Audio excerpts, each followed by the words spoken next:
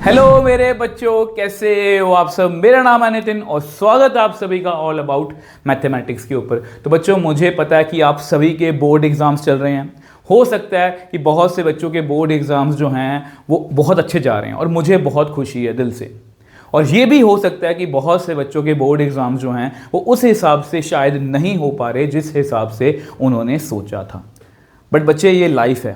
Life में ऐसा ही होता है। बहुत सारी चीज़ें ऐसी होती हैं जो हमारी एक्सपेक्टेशन के अकॉर्डिंग नहीं होती, बट हमें लाइफ में इन सब बातों को भूल के आगे बढ़ना होता है। और उसी तरह से अब हमें सब कुछ छोड़ छाड़ के आगे के पेपर को अच्छे से देखना है कि उस पेपर में हम वो गलतियां ना करें जो हमसे कुछ ना कुछ कि लास्ट पेपर में या लास्ट एग्जाम्स में कुछ ना कुछ हमारे से जो गलतियां हुई हैं वो गलतियां अब हम रिपीट ना करें। तो आज की वीडियो जो है बच्चे वो स्पेशली कॉमर्स के बच्चों के लिए, क्योंकि उनका जो है वो आज से फ्री हैं। आज 24 को मैं वीडियो शूट कर रहा हूँ और आज से वो बच्चे फ्री हैं और आज आप रिलैक्स हो बच्चे। आपके पास मैथ्स के पेपर के लिए बहुत दिन है, बट इसको हमें अच्छे से यूटिलाइज करना। अगर हम सिर्फ ये सोचते रहेंगे कि बहुत दिन पड़े हैं, कर लेंगे, आज कर लेंगे, परसों कर लेंगे, तो फिर इस तरह से कब आपके दिन निकल जाएंगे आपको कुछ नहीं पता लगेगा। तो हो सकता है कि ये भी हो सकता है बच्चे कि आपका टारगेट 90+ हो, ये भी हो सकता है कि आप सिर्फ पासिंग मार्क्स देख रहे हो, ये भी हो सकता है कि आपकी तैयारी बिल्कुल 0 लेवल पे हो सकता है आपकी तैयारी बहुत अच्छे लेवल पे हो। तो ये प्लानर जो मैं आपको देने वाला हूँ, ट्रस्ट में बच्चे, ये आप सभी के लिए है। तो इसलिए वीडियो जो है आपके लिए बहुत इंपॉर्टेंट हो सकती है। तो बिना किसी देरी के अच्छे और पॉजिटिव मन से जो है बच्चे वीडियो को स्टार्ट करेंगे। डे वाइज प्लानर है, ठीक है। देखो 25 ऑफ फेब की, देखो आज 24 को वीडियो शूट कर रहा हूं, आप रिलैक्स हो, आप सोचो, सब कुछ लिखो, ठीक है। वीडियो देख रहे हो तो मेरे साथ साथ लिखो। 25 फेब को हमें क्या करना है बच्चे, देखो मैट्रिसेस, डिटर्मिनेंट, एलपीपी और वेक्टर, ये 4 चैप्टर बच्चे आपको करने हैं, क्योंकि इसमें से आपको 10 नंबर की तैयारी मिल जाएंगे, मार्क्स मिल जाएंगे, इसमें से 5 नंबर और वेक्टर में से अप्रॉक्सीमेटली 7 मार्क्स।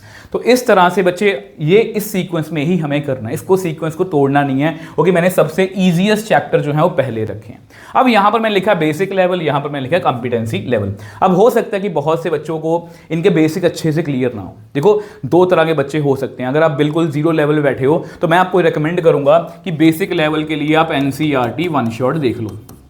अब बहुत से बच्चे, वही पहले पूरी बात ध्यान से सुन लेना, बहुत से बच्चे सोचेंगे सर हमारे पास इतना टाइम नहीं है वीडियो देखने का। मत देखो, टेलीग्राम चैनल पर अभी जाओ, इसके नोट्स डाउनलोड कर लो, इसके बेसिक अच्छे से क्लियर कर लो। बेसिक आपके अच्छे से स्ट्रांग होने चाहिए।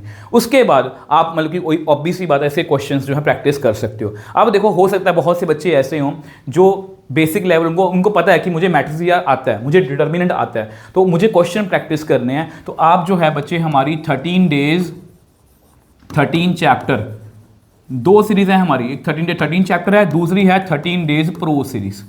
इन दोनों सीरीज में से कोई भी सीरीज, मैं तो यही कहूंगा कि दोनों फॉलो करोगे। दोनों में अलग अलग क्वेश्चन है, बेस्ट क्वेश्चन है। अगर आप सिर्फ क्वेश्चन प्रैक्टिस करना चाहते हो तो ये दोनों सीरीज में आपको रिकमेंड करता हूं। तो आप इनमें से प्रैक्टिस, क्वेश्चंस की प्रैक्टिस जो है बच्चे वो कर सकते हो और आपको करना है।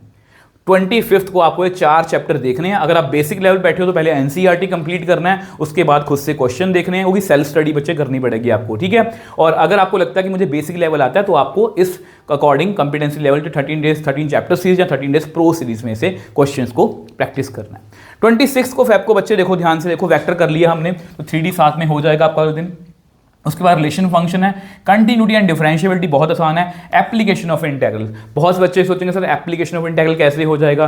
देखो अगर आप अगर आप इस चैनल से नए जुड़े हो तो फिर मैं आपको थोड़ा सा बता दूं, हम इंटीग्रेशन के बिना भी एप्लीकेशन ऑफ इंटीग्रेशन कर सकते हैं। एक बार हमारी वीडियो कोई भी चेकआउट कर लो, चाहे बेसिक लेवल चेक कर लो, चाहे आप कंपिटेंसी लेवल की कोई भी वीडियो चेक कर लो। पैटर्न हमारा वही है। अगर आप बिल्कुल 0 लेवल बैठे हो तो बेसिक लेवल करो, NCERT वन शॉट करो, और अगर आपको लगता है कि मुझे क्वेश्चन प्रैक्टिस करने हैं तो 13 डेज या 13 डेज ओल्ड सीरीज या 13 डेज प्रो सीरीज, कोई भी एक सीरीज फॉलो कर सकते हो। चाहो तो दोनों कर सकते हो, आपके ऊपर डिपेंड करता है। 27 ऑफ फेब को बच्चे आपको क्या करना है, एप्लीकेशन ऑफ डेरिवेटिव, फिर प्रोबेबिलिटी, उसके बाद इनवर्स ट्रिग्नोमेट्री, ठीक है। अब देखो बच्चे एप्लीकेशन ऑफ डेरिवेटिव जो है इसमें 3 टॉपिक हैं, rate of change, increasing, decreasing, maxima and minima. अब हो सकता है किसी बच्चों को ये मुश्किल लग रहा हो तो आप इसको स्टेप्स में करो, पूरा मत छोड़ के, कुछ भी पूरा मत छोड़ के जाओ। आप रेट ऑफ चेंज करके देखो एक बार, आप एक बार इंक्रीजिंग डिक्रीजिंग करके देखो, दोनों टॉपिक बहुत आसान है और मैक्सिमा मिनिमा भी आसान है। प्रॉब्लम क्या है, वर्ड प्रॉब्लम्स हैं, वहां पर वर्ड प्रॉब्लम्स में बच्चों को दिक्कत आती है। तो उसके लिए मैं आपको यही कहूंगा बच्चे, एक बार हमारी ट्रिक्स वाली वीडियो देख लो, एप्लीकेशन ऑफ डेरिवेटिव की ट्रिक्स हैं, उसमें मैंने एक ही क्वेश्चन से सब कुछ क्लियर करवाया। आपको एक बार टॉपिक क्लियर हो जाएगा, उसके बाद वर्ड प्रॉब्लम्स के लिए भी मैंने एक ट्रिक बनाई हुई है, उसमें आपको वो भी कवर हो जाएगा। बाकी मर्जी आपकी, आप कहीं से भी कर सकते हो। बेसिक लेवल के लिए एनसीईआरटी वन शॉट, क्वेश्चंस के लिए कोई भी 13 डेज वाली सीरीज आप फॉलो कर सकते हो। ठीक है, इसको इसी सीक्वेंस में बच्चे करना।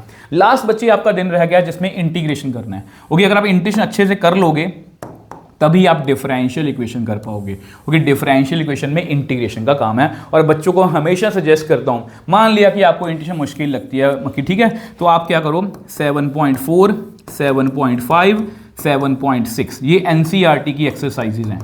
अगर आप ये 3 एक्सरसाइज कर लेते हो, इसके साथ इनको करने से पहले माइंड मैप जरूर देख लेना मेरा।